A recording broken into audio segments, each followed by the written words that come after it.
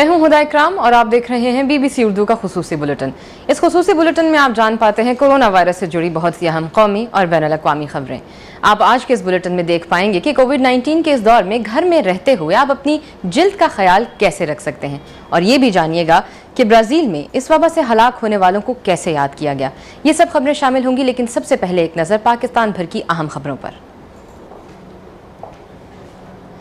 पाकिस्तान के अगर ताज़ा तरीन आदाद शुमार पर नज़र डालें तो वो कुछ इस तरह से हमारे सामने आ रहे हैं। इस वक्त पाकिस्तान में कोरोना वायरस से मुतासरीन की तादाद 2,21,000 तक पहुँच चुकी है, जबकि इससे हलाकतें 4,551 हो गई हैं।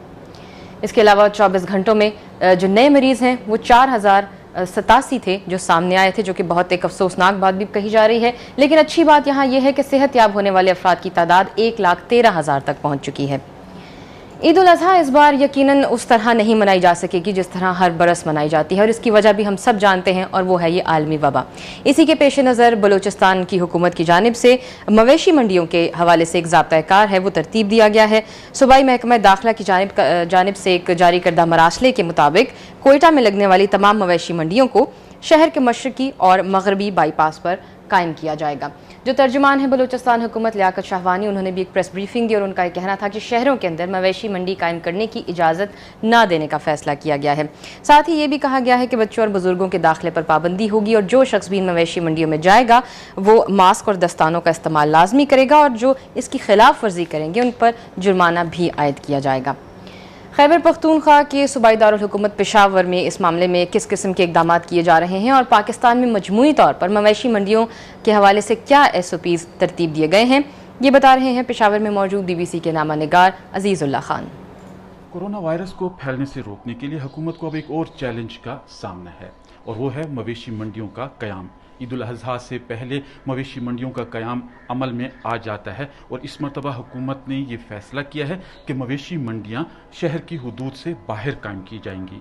खैबर पख्तूनख्वा हुकूमत ने इस मरतबा SOPs जारी कर दिए गए हैं, जिसके तहत ये मवेशी मंडियाँ शहर की हदूद से बाहर होंगी, और एक नहीं होगी बल्कि मुतअद्दिद ऐसी मंडियाँ कायम की जाएंगी जिनको हुकूमत इजाज़तनामा जारी करेगी। बग़ैर इजाज़त के किसी को भी मवेशी मंडी कायम करने नहीं दी जाएगी। इस हवाले से मशीर बल्दियात कामरान बंगश ने कहा है कि ज़िले हुकूमत को ये इख्तियारात दिए गए हैं कि वो इजाज़तनामा जारी करेगी। इसके अलावा इन मंडियों में जरासीम कुश स्प्रे भी किया जाएगा ताकि वायरस फैल न सके। ये भी कहा गया है कि बड़ी उम्र के यानी कि 50 साल से ज़्यादा की उम्र के लोग और छोटे बच्चों को भी मवेशी मंडियों में आने की इजाज़त नहीं होगी। मास्क के बगैर किसी को भी दाखिला नहीं होगा, और सैनिटाइज़र्स का इस्तेमाल भी ज़रूरी करार दिया गया है।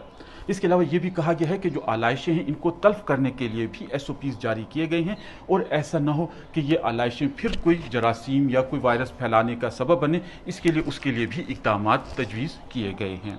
सुबह सिंध में भी अब तक कोई SOPs तो जारी नहीं किए गए, लेकिन ये कहा जा रहा है कि जो SOPs आम मार्केट या बाज़ारों के लिए लागू होंगे वही यहाँ पर मवेशी मंडियों के लिए भी लागू होंगे।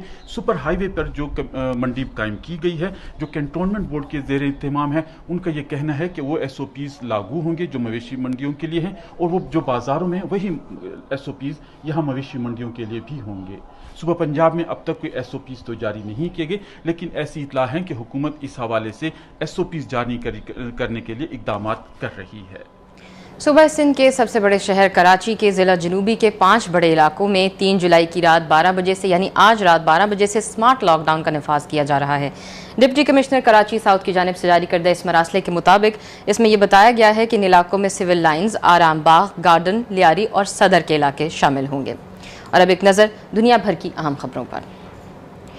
दुनिया भर में कोरोना वायरस से मुतासरा अफराद की तादाद इस वक्त 1,08,00,000 से ज़ायद हो चुकी है, जबकि इस मर्ज से हलाक होने वाले लोग 5,20,000 से तजावुज़ कर चुके हैं।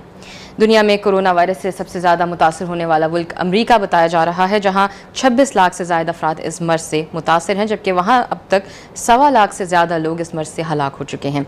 अमरीका की मुख्तलिफ रियासतों में इस वायरस से बचाव के लिए क्या कुछ हो रहा है, ये बता रहे हैं BBC के नुमाइंदे विनीत खरे। अमेरिका में कोरोना वायरस से अभी तक 1,28,000 से ज्यादा लोगों की मौत हो चुकी है। 27 लाख से ज्यादा कंफर्म्ड केसेस हैं। यहाँ पर हेल्थ केयर एजेंसी है CDC, उसका कहना है कि 25 जुलाई तक अमेरिका में कोरोना वायरस से 1,40,000 से लेकर 1,60,000 के बीच लोग हैं, उनकी मौत हो सकती है। और यहाँ पर जो कई स्टेट्स हैं उनमें जिस रफ्तार से कोरोना वायरस के केसेस बढ़ रहे हैं, तो ऐसा लगता है कि यहाँ पर कंफ्यूजन जैसी सिचुएशन है कि हालात को कैसे काबू में लाया जाए। अगर हम 30 जून की बात करें तो करीब 45,000 से ज़्यादा नए केसेस सामने आए हैं। 1 जुलाई को करीब 51,000 से ज़्यादा नए केसेस अमेरिका में सामने आए हैं। तो इससे पता चलता है कि किस रफ्तार से केसेस यहाँ पर बढ़ रहे हैं। जिन स्टेट्स में केसेस तेज़ी से बढ़ रहे हैं उनमें कैलिफोर्निया, फ्लोरिडा और टेक्सास जैसे जो स्टेट्स हैं वो शामिल हैं। जैसे अगर हम फ्लोरिडा की बात करें तो वहाँ पर 1 जुलाई को करीब 10,000 से ज़्यादा नए केसेस सामने आए। टेक्सास की बात करें तो वहाँ पर जुलाई 2 को करीब 8,000 नए केसेस सामने आए। एक रिपोर्ट में कहा गया है कि अमेरिका के 50 में से करीब 40 स्टेट्स हैं, वहाँ पर कोरोना वायरस के केसेस बढ़ रहे हैं। सदर ट्रंप का कहना रहा है कि केसेस इसलिए बढ़ते हुए दिख रहे हैं क्योंकि ज़्यादा तादाद में लोगों की टेस्टिंग की जा रही है। लेकिन एडमिनिस्ट्रेशन के एक ऑफिशियल का कहना है कि सही में केसेस अमेरिका में बढ़ रहे हैं, तो इससे फिक्र बढ़ रही है कि यहाँ पर जो हॉस्पिटल्स हैं, जो हेल्थ केयर फैसिलिटीज़ हैं, जो टेस्टिंग फैसिलिटीज़ है, उन पर जो स्ट्रेस है, प्रेशर है, वो बढ़ सकता है। विनीत खरे, BBC, Washington DC।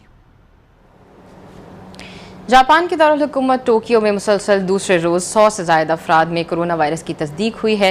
Japan times के मुताबिक हालिया मुतासरीन में ज़्यादा तादाद नौजवानों की है और ये वो नौजवान हैं जिन्होंने हाल ही में खुलने वाले जो नाइट क्लब्स और बार्स हैं उनका दौरा किया था।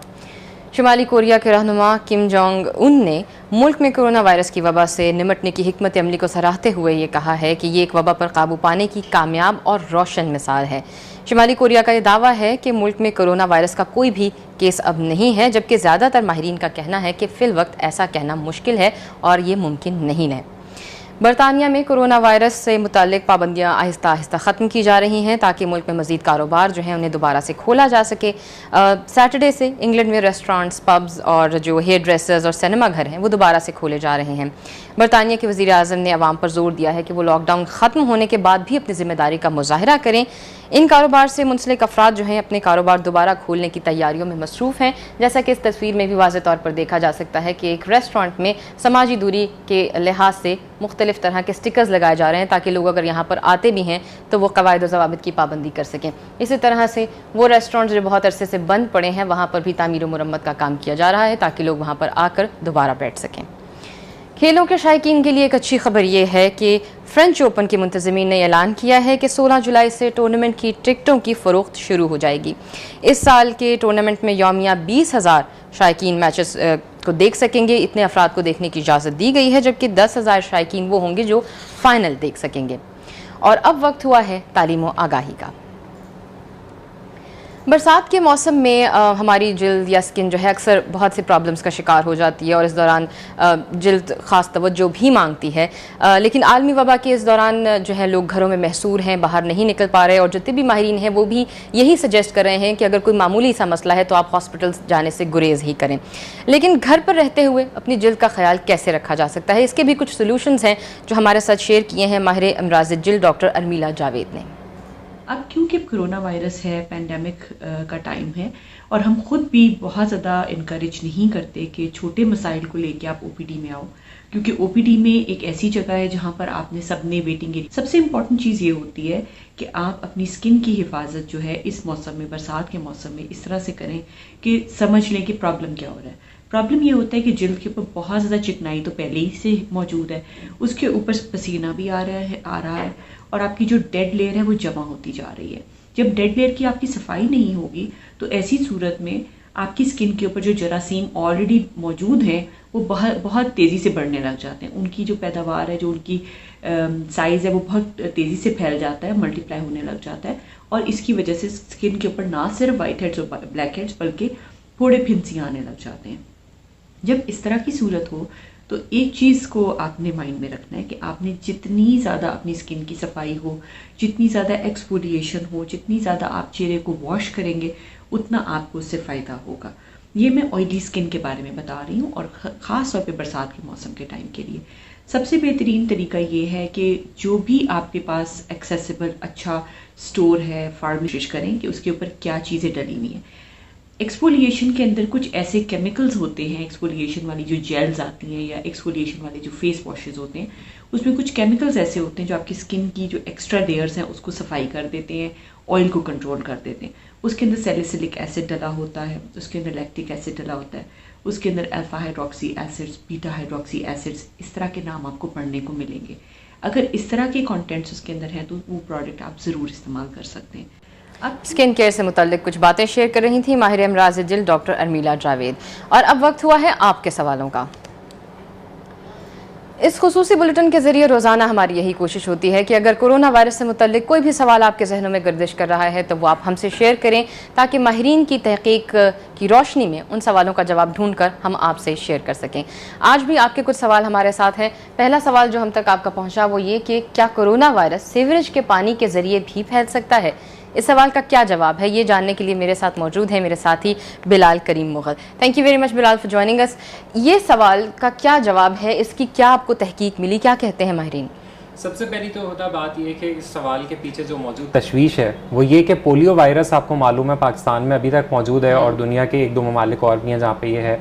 और पोलियो वायरस के बारे में ये बात मालूम है कि वो गंदे पानी और इंसानी फुजले के जरिए वो फैलता है। तो लोगों का यही सवाल है कि क्या कोरोना वायरस भी इस तरह फैल सकता है? तो जो सेहत के आलमी इदारे हैं बशमूल CDC यानी अमेरिका का जो बीमारियों से निपटने का इदारा है, उसका यही कहना है कि हाँ कोरोना वायरस के जो नमूने हैं वो इंसानी फुजले में पाए गए हैं, लेकिन क्या वो इफेक्ट करते हैं या नहीं, वो बात जो है ना ऐसे नहीं है। अच्छा। मतलब ये जो है वो इंसानी फुजले से वो फैलता नहीं है। हाँ, लेकिन जो है वो उसके साथ साथ ये भी कहते हैं कि आपको गंदे पानी से और फुजले से, इंसानी फुजले से वैसे ही एहतियात करनी चाहिए, उसको उसके साथ राब्ते में नहीं आना चाहिए, क्योंकि अगर वो कोरोना वायरस नहीं तो बहरहाल दूसरी बीमारियों का सबब ज़रूर बन सकता है। बिल्कुल, सफाई सुथराई तो एक बुनियादी सी चीज़ है बीमारियों से बचने के लिए। दूसरा सवाल है, क्या कोरोना से सेहतयाब होने वाले लोगों को सेहतयाबी के बाद भी मास्क पहनना चाहिए? बहुत लोग इरिटेट होना शुरू हो गए क्योंकि मास्क पहनने से, तो वो सोचते हैं कि अगर हम ठीक हो गए तो शायद हमें इसकी ज़रूरत नहीं है। क्या ऐसा है? बिल्कुल, इसकी जो देखिए सबसे ज़्यादा ज़रूरत इस वजह से भी है क्योंकि अभी तक माहिरीन को इस हवाले से वाज़ेह तौर पर मालूमात नहीं है कि क्या सेहतयाब होने वाले शख्स को दोबारा भी कोरोना वायरस हो सकता है या नहीं। तो क्योंकि इस हवाले से तहकीक जारी है तो माहिरीन का यही कहना है कि आप सेहतयाब हो चुके हैं तब भी आप मास्क पहने, ताकि ऐसा ना हो कि आपको दोबारा कोरोना वायरस हो जाए, पहली बात। दूसरी बात ये कि ऐसा नहीं हो कि आपके वजह से दूसरे लोग खौफ का शिकार हो जाएं, क्योंकि दूसरे लोगों को तो नहीं पता कि आप सेहतयाब हो चुके हैं।